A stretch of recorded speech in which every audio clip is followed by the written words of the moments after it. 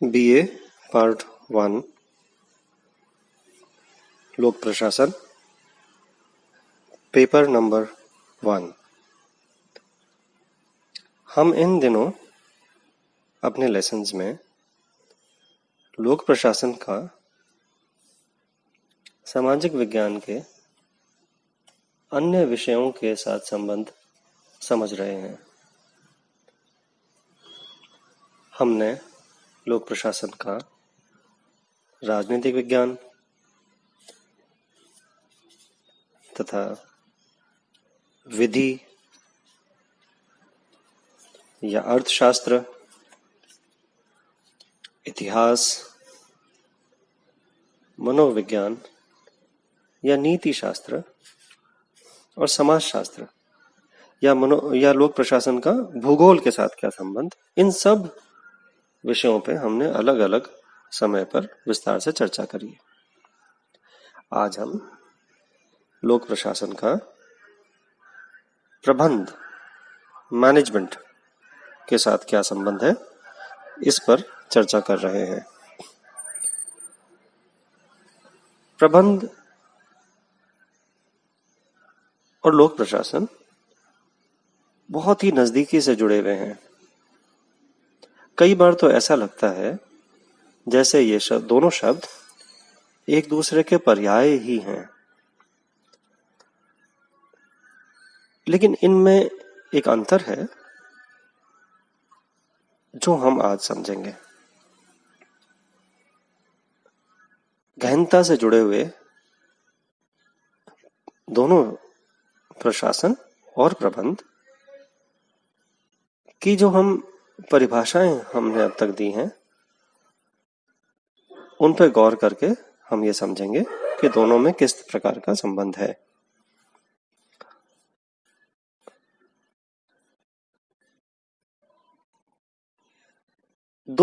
इस विषय पर मोटे तौर पर दो दृष्टिकोण हैं। एक के अनुसार प्रशासन प्रबंध की अपेक्षा अधिक व्यापक शब्द है। जब हम प्रशासन शब्द का इस्तेमाल करते हैं, जब हम प्रशासन शब्द को कहीं पर उपयोग में लाते हैं, तो उसके अंतर्गत यह भी आता है कि क्या नीतियां हैं, उनके उद्देश्यों की व्याख्या आती है। जब हम प्रशासन का इस्तेमाल करते हैं शब्द का, तो हम यह भी मायने रखते हैं उसमें कि किन ऑब्जेक्टिव्स, किन उद्देश्यों की पूर्ति के लिए वह प्रशासन काम कर रहा है, उन उद्देश्यों को प्राप्त करने के लिए क्या नीतियां अपनाई जा रही हैं। यह भी उसके मायने में आता है, यह उसके डेफिनेशन की परिभाषा में आता है कि किसी निश्चित कार्य के संचालन एवं पूर्ति के लिए कौन सा आवश्यक संगठनात्मक ढांचा निर्माण किया जा रहा है। हमने प्रशासन की जो शुरुआती डेफिनेशंस थी, हमने जो शुरुआती लेसन्स के अंदर हमने परिभाषाएं पढ़ी प्रशासन की, उसमें हमने यह, आपको ध्यान होगा, यह पढ़ा था कि प्रशासन में संगठनात्मक ढांचा बनाया जाता है, एक क्रिएट किया जाता है जो किन्हीं उद्देश्यों की पूर्ति के लिए काम करता है। वह संगठन व्यक्तियों का संगठन होता है और वह किन्हीं उद्देश्यों की पूर्ति के लिए कार्य कर रहा होता है। तो हम जब प्रशासन शब्द का इस्तेमाल कर रहे हैं, तो हम ये देख रहे हैं कि कैसा संगठनात्मक ढांचा निर्माण किया गया है और उसका उद्देश्यों की पूर्ति की आवश्यकता के लिए उसका कैसा संबंध है। इसी तरह जो उद्देश्यों की पूर्ति के लिए संगठन काम कर रहा है, संगठनात्मक ढांचा काम कर रहा है, उसके कार्य करने के लिए, उसकी फंक्शनिंग के लिए धन की आवश्यकता भी होती है। तो धन की आवश्यकता को पूरा करना कहां से आएगा, कैसे खर्च होगा, क्या प्रक्रियाएं होंगी,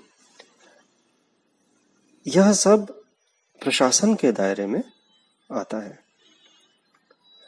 ऑडवे टीट के अनुसार प्रशासन से अर्थ किसी निश्चित कार्य के उन विभिन्न सहयोगी तत्वों से संबंधित होता है जिन्हें कुछ व्यक्तियों द्वारा संपादित किया जाता है। यानी कुछ निश्चित कार्य हैं, एक संगठन है, व्यक्तियों का संगठन है जो सहयोग कर रहे हैं और वो उन उद्देश्यों की पूर्ति के लिए कुछ कार्य कर रहे हैं। तो प्रधानतः प्रशासन से अर्थ किसी उद्देश्य की पूर्ति के लिए प्रयत्नशील व्यक्तियों के अनुमान का निर्देशन करना है। यानी कुछ लोग हैं जो संगठन में साथ आए हुए हैं, वो उद्देश्यों की पूर्ति कर रहे हैं, तो प्रशासन क्या कर रहा है, उन उद्देश्यों की पूर्ति के लिए कुछ क्रियाएं कर रहा है। तो प्रशासन इसका निर्देशन कर रहा है। किसी वांछित लक्ष्य की पूर्ति के लिए संगठित सभी मानवीय प्रयत्नों को प्रशासन कहते हैं।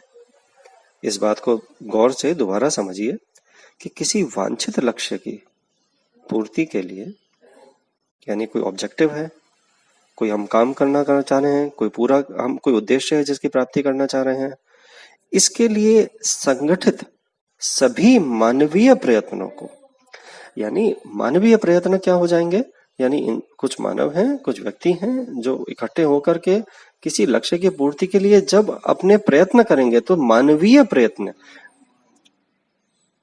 जब एक साथ आकर किसी उद्देश्य की पूर्ति के लिए काम करते हैं, उसको प्रशासन कहते हैं। अब प्रबंध क्या है? प्रबंध तो प्रशासन का एक भाग है। जब प्रशासन एक्टिव होता है, जब प्रशासन कार्यरत होता है, तो प्रशासन की परिधि में आता है प्रबंधन। वह प्रशासन, प्रबंध जो है वो प्रशासन का मातहत कह सकते हैं हम। प्रशासन द्वारा निर्धारित उद्देश्यों के लिए व्यापक ढांचे के अंतर्गत संगठन को सफलता की ओर अग्रसर करने के लिए संपादित की गई क्रियाओं से ही प्रबंध संबंधित होता है। यानी जो क्रियाएं उद्देश्यों की पूर्ति के लिए, जो मानव क्रियाएं उन लक्ष्यों की प्राप्ति के लिए काम कर रही हैं, उन क्रियाओं के अंतर्गत प्रबंधन होता है। ओलिवर शेल्डन ने इस दृष्टिकोण का अत्यंत बलपूर्वक प्रतिपादन किया है। वह कहता है, शेल्डन कहता है, प्रशासन संबंधित उद्योग में नीति निर्धारण का कार्य है। यथार्थ प्रबंधन प्रशासन द्वारा निर्धारित सीमाओं के अंतर्गत नीति के क्रियान्वयन से संबंधित कार्य है। शेल्डन आगे कहते हैं कि संगठन एक प्रभावी तंत्र के गठन का प्रबंधन, एक प्रभावी कार्यकारी विभाग के गठन का प्रशासन, एक प्रभावी निर्देशन का कार्य है। यानी ओलिवर शेल्डन ने जो प्रबंधन की डेफिनेशन दी है, उसमें ये बोला है कि वह एक कार्यकारी विभाग के गठन का प्रशासन, यानी जो उसकी क्रिया, जो उसकी एक्टिविटीज हैं, जो संगठन के अंदर की जो क्रियाएं हैं, उसके निर्देशन का कार्य कर रहा है, निर्देशन का कार्य कर रहा है। अब बात यह आती है कि हम प्रबंधन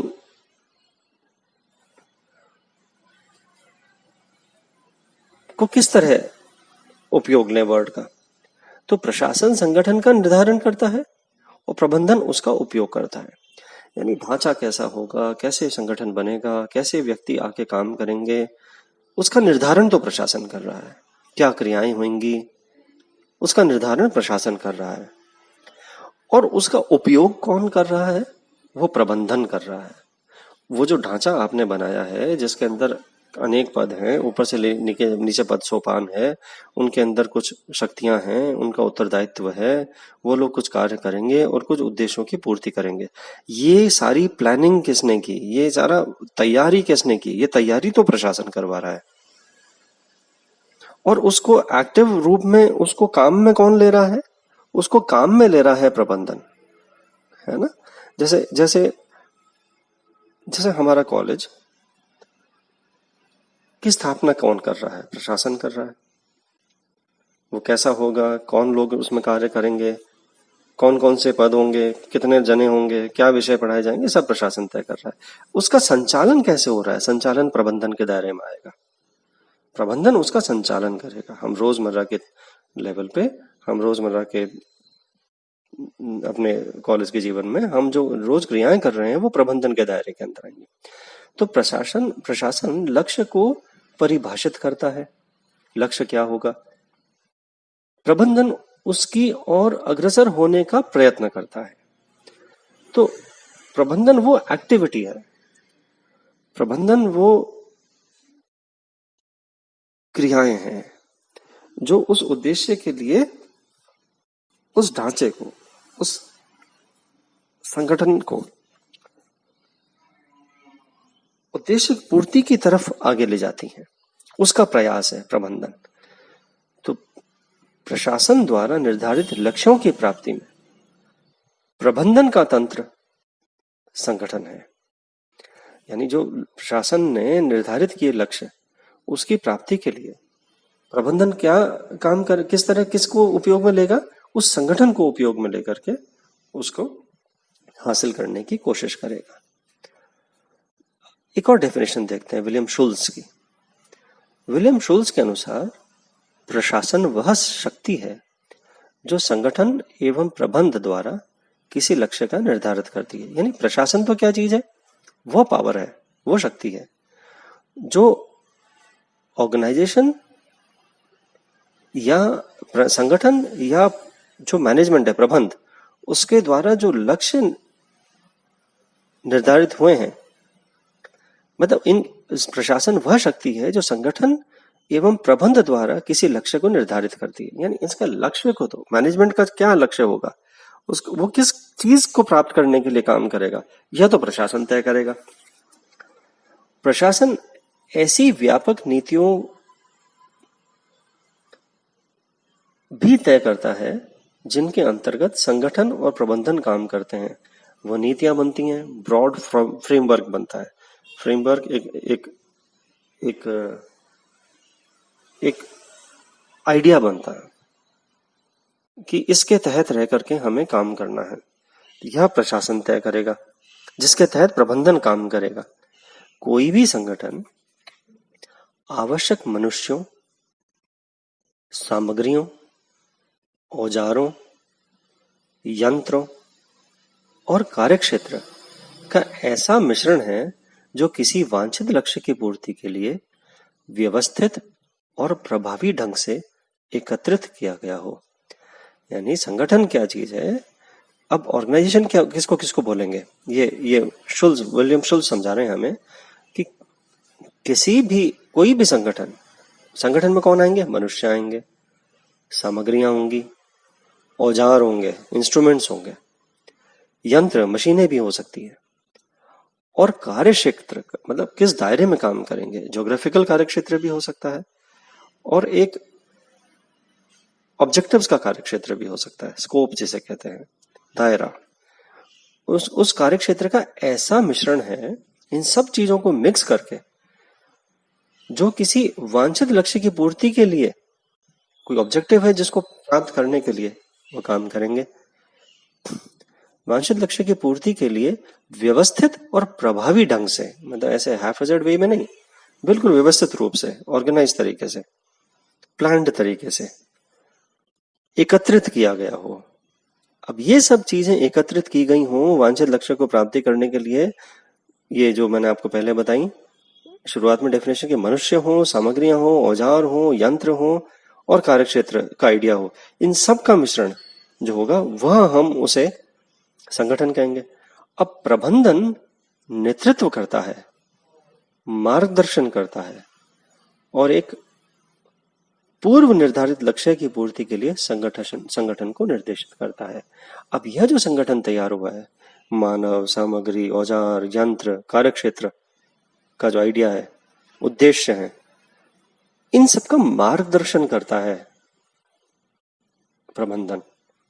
इनको आगे ले जाएगा, इनको काम पूरा करवाने में हेल्प करेगा, निर्धारित लक्ष्य की पूर्ति करने में संगठन को निर्देशित करता है, उसको गाइडेंस देता है ना। तो प्रबंधन वो एक्टिविटी है, प्रशासन वो एक व्यापक फ्रेमवर्क है जिसमें कि नीतियां भी तय हो रही हैं, उद्देश्य तय हो रहे हैं, कैसे काम किया जाएगा ये तय हो रहे हैं, पूरी प्लानिंग हो रही है, ढांचा तैयार हो रहा है, संगठन का ढांचा, मनुष्य आ रहे हैं, यंत्र आ रहे हैं, औजार इकट्ठे हो रहे हैं, कार्यक्षेत्र क्या है, लक्ष्य निर्धारण वो हो रहा है। यह सब होने के बाद यह तो प्रशासन के दायरे में। प्रबंधन क्या कर रहा है, उसका मार्गदर्शन कर रहा है, इन सब चीजों को कैसे चलाना है जिससे कि लक्ष्य प्राप्ति हो जाए। तो लक्ष्य प्राप्ति की ओर अग्रसर करने की जो विधि है, वो जो मार्गदर्शन है, वो प्रबंधन दे रहा है, प्रबंधन उसको पुश कर रहा है। तो दूसरा दृष्टिकोण प्रशासन को प्रबंध का समरूप मानता है। अब एक दृष्टिकोण तो यह था जो हमने अब तक डिस्कस किया। दूसरा दृष्टिकोण यह है कि जो प्रशासन है वो प्रबंधन का समरूप है। यह दृष्टिकोण 70 के दशक के मध्य से स्वीकार किया जाने लगा है। उस समय संयुक्त राष्ट्रों द्वारा तैयार किए गए प्रसिद्ध ग्रंथ में स्पष्ट कहा गया है कि प्रशासन और प्रबंधन पर्यायवाची हैं। और वहां पर जब हम कुछ डेफिनेशंस पढ़ते हैं जिसके अंदर जैसे पोस्ट कॉर्प की डेफिनेशन है, planning, organizing, staffing, directing, coordinating, reporting and budgeting, POS D COR B for budgeting, ये सब हमने मैनेजमेंट के अंदर हमने पढ़ा। हमने अभी कुछ दिन पहले ही इस डेफिनेशन को पढ़ा था। तो ऐसी डेफिनेशंस के हिसाब से प्रशासन और प्रबंधन बिल्कुल पर्यायवाची नजर आते हैं। सहकारी क्षेत्र के लिए प्रशासन शब्द का प्रयोग किया जाता है जिसमें नौकरशाही की बू आती है, जबकि प्रबंधन शब्द का प्रयोग निजी क्षेत्र के लिए किया जाता है और जिसमें नौकरशाही शैली का आमतौर से अभाव होता है। यह एक और बात गौर करने वाली है कि जब हम सहकारी क्षेत्र यानी सरकारी क्षेत्र यानी जो गवर्नमेंटल जो एरिया है, इसमें जब हम प्रशासन शब्द का प्रयोग करते हैं तो इसमें नौकरशाही की बू आती है। नौकरशाही की बू यानी उसमें यह लगता है कि पब्लिक सर्वेंट्स काम कर रहे हैं, लोक सेवक हैं जो काम कर रहे हैं। तो प्रशासन में तो लोक सेवकों के होने की मौजूदगी की बू आती है। इन्होंने कई ऑथर्स ने इसको बू बोला है, जबकि प्रबंध शब्द का मैनेजमेंट है उस शब्द को इस्तेमाल करा जाता है जिसमें नौकरशाही नहीं हो, एब्सेंट हो, यानी निजी क्षेत्र। तो निजी क्षेत्र के अंदर तो हम जनरली मैनेजमेंट बोलते हैं, प्राइवेट सेक्टर के अंदर, प्राइवेट कंपनीज में, इंडस्ट्री में, फैक्ट्रीज में हम मैनेजमेंट बोलते हैं, और सरकारी क्षेत्र के अंदर हम एडमिनिस्ट्रेशन बोलते हैं, प्रशासन बोलते हैं, है ना। प्रशासनिक अधिकारी बोला जाता है सरकारी क्षेत्र के अंदर किन्हीं अधिकारियों को। निजी क्षेत्र के अंदर उन्हें मैनेजमेंट बोला जाता है, मैनेजमेंट ऑफिसर्स बोला जाता है। तो यह भी एक अंतर है। तो हमने अभी ये समझा कि जो प्रशासन है वो नीतियों का निर्धारण कर रहा है और जो प्रबंध है वो नीतियों का क्रियान्वयन कर रहा है। इस प्रकार प्रशासन का मुख्य काम नीति निर्धारण करना होता है, जबकि प्रबंध का मुख्य कार्य नीतियों को क्रियान्वयन करने का होता है। इस प्रकार प्रशासन व्यापक शब्द है, जबकि प्रबंध प्रशासन के अधीनस्थ ही है। तो हमने देखा विभिन्न विषयों के साथ लोक प्रशासन का सामाजिक विज्ञान के विषयों के साथ कैसा संबंध है, और आज हमने पढ़ा कि प्रशासन और प्रबंध कैसे आपस में जुड़े हुए हैं। आज इतना ही।